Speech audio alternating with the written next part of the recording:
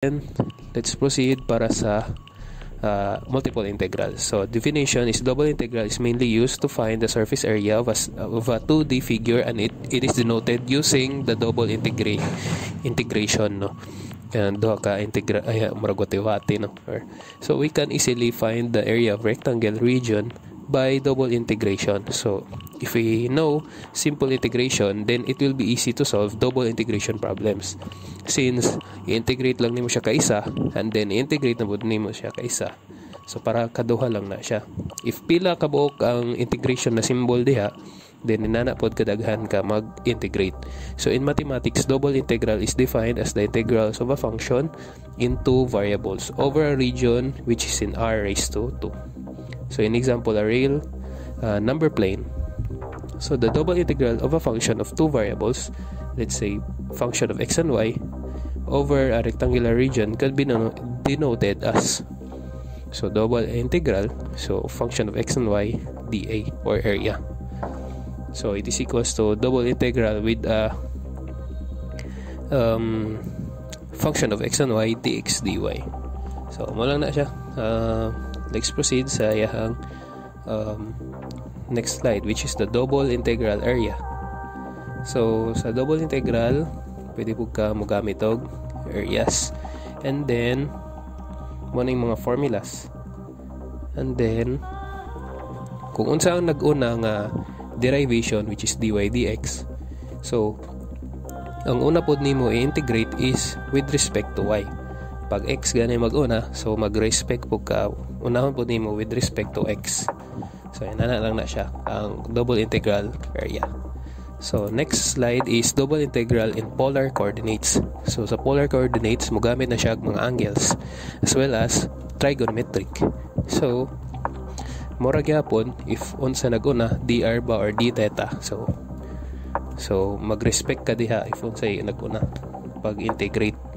So muna siyang formulas, double integral in polar coordinates. Then let's proceed sa next slide. So the next slide will be an example, no, para sa atong double integration, no. So we have double integral of x log x dx dy. So kanang log is pwede na siya ln, no, since logarithmic na siya. So first we take let us take the inner integral on the function of x log x dx by integration by parts rule. So we can solve the above integral by parts na siya. So x log x dx. So ato siya i-integrate, and then with respect da siya sa x, kay una man ang dx, diba? So munang style na to. So if unsa ang una na derivative, so muna with respect to x ang ato unahon, and then we will have a by parts na method so that masolve na to ang x times sa log x dx. So we will now assume kung kinsa si u ug si dv. So si u is the log x. So when we derive that log x is equals to 1 1 over x, no, since diba pag integration sa d over u is equals to log x, so kabaliktaran lang na siya. So na kay 1 over x, and then if dv nimo is x dx, so pag i-derive niyo na siya, power rule, so x2 over 2 x squared over 2, no. And then since ato naman na siya na integrate, no, kaning sa dv, so therefore the x log x is equals to uv minus integration of v du. So ang u nimo is log x, and then times nimo sa v nimo, which is x squared over 2, minus integration of v, which is x2 over 2, then du nimo, which is 1 over x dx. So naman dayon diha. So ato na siya i-integrate ang sa right side portion sa equation. So magpabilin si x squared over 2 log x, to simple naman na i-times na siya. So kaning x squared over 2 sa right portion sa imong equation is naman kay 1/2 ana, so ipagawas si 1/2. And then the x squared over x will be cancelled out, so that x na lang ang mabilin, so x dx. So gi-integrate ng x by using general rule, so na kay x squared over 2. Then x squared over 2 times 1/2, it will be 1/4 times x squared. So muna na diha ang hence x squared over 2 times log x is minus 1/4 x squared. So muna nang iya resulting sa first na pag-integrate. So this is the result obtained under the integration by parts for the inner integral. Now we will operate it with the outer integral functions. So ato na po siya i-integrate balik with respect to y. So kana is integration of x squared over 2 log x minus 1/4 x squared dy. So kanang dy will be distributed, or kanang integration will be distributed sa x squared over 2 log x and then sa 1/4 x squared. So muna siyang giisa-isa siya with respect sa y. So pag integrate na siya, since dy man, so wala man kay y sa imong mga functions, so matik kana siya, kanang mga x will become a constant, no? So kana sila mabutang na siya sa gawas sa integration. So integration of dy na lang will be y. So manang final answer nimo is y times x squared over 2 times log x minus y times 1/4 x squared. So plus c. So mawala ng dy diha, kanang dy sa final answer, no? Namali lang na siya. So dapat wala na siya. So another example is that x squared plus y squared dx dy, or integration of double integral of x squared plus y squared dx dy. So let's say nakana siya ang ato ang paan, and then unahon nato og integrate with respect sa x.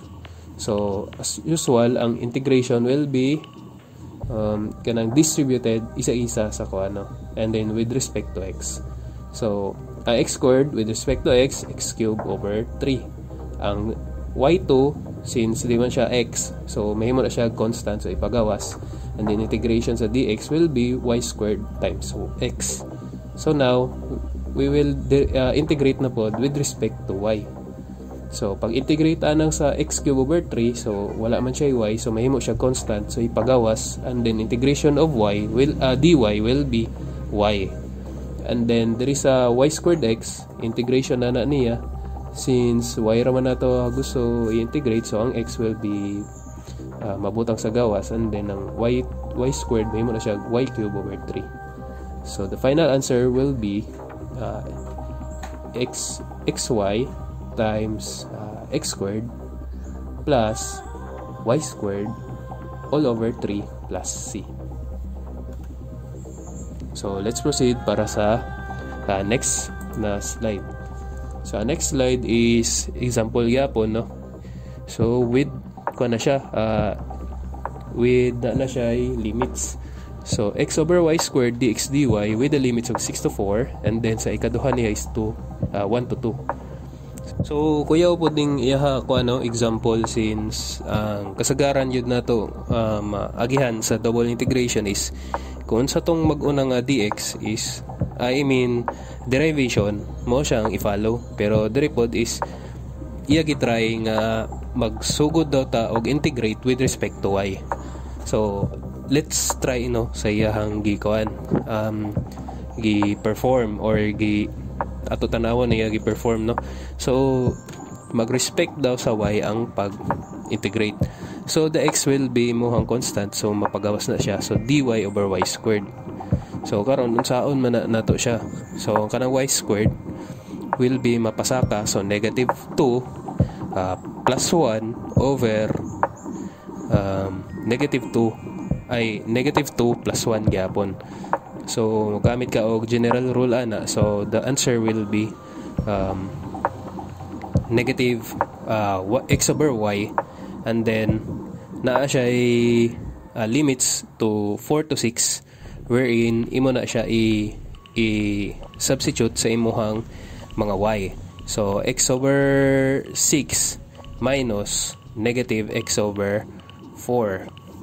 So ang maporma ana niya is x over 4 minus x over 6. So anong naninana, since di ba may negative ang imong function, so matik ang lower na part is will be positive. So ninana na ang iyang forma no sa imong function. So now we will integrate it with respect to x. So yung 1/4 nimo is mapagawas, and as well as tong 6 mapagawas. And then ang x will be having a pwede na mo siya ipagawas. So pwede pod nato siya i-combine. So kani siya is gi-combine na lang. So 1/4 minus 1/6, kung pwede po na ninyo i-cycle, pwede po na ninyo i-mano-mano, no? So 1/4 minus 1/6, so ang answer is 1/12. So x over 12, so ipagawas nimo si 12, and then ang imuhang x will be having a general rule, no, sa pag-integrate. So x squared over 2, and then 1/12 times 1/2, so may mog x squared over 24. And then having a upper and lower limits, so bayloan lang nato ang x og mga upper ug lower. So na kay 2 squared over 24 minus 1 squared over 24, so upper minus lower. So naa kay answer nga 1/8. So pwede day siya baliktaron, no? So kana siya is pwede. And then with respect na lang pod sa kuan kung unsay na sa mga choices, no, kay ato mo ginaitandi gyud sa choices. So kinana siya. So let's proceed sa question number 3, which is find the double integral of x plus y dx dy. So naandan naman nato ni, di ba? If unsay dx, if unsay derivative na function x or y, so mo imo sundon kung unsay una. So sa dx diri so sa previous na question is baliktad iya pamaagi, no, kay y naguna siya sa y, pero dx ang iya pangutana naguna. So well, anyways, naaday pamaagi na ninana, no, pwede day y unahon. So let's proceed sa kanila sa question 3, which is giuna niya og integrate ang x plus y with respect to x. So the x will be x squared over 2, and then ang y will be times by x. So gi-integrate balik with respect to y. So the x squared over 2 will be having a multiple of y, or times or multiplied by y. And then the x and y, so ang x nimo is mapagawas, and then the y squared over 2 na dayon na siya ang imong y. So the final answer will be xy over 2 times x plus y plus c. So ana x plus y gikon lang na siya, kanang kuha ang ila common, no, gi-factored out lang ang x plus y. So that would be all, guys, no. So hope na magtuon mo since nana po'y quiz na moabot. Alright, thank you.